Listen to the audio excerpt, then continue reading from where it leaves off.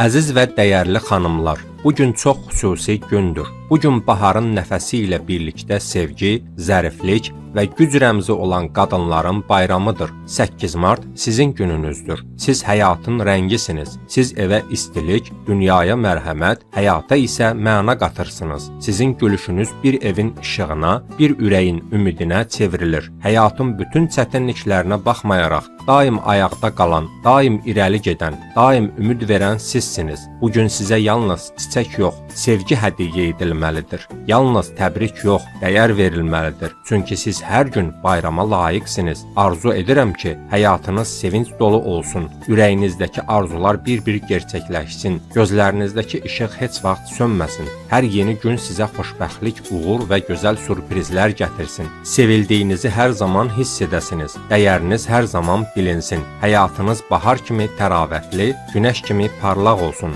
8 Mart Beynəlxalq Qadınlar Gününüz mübarək.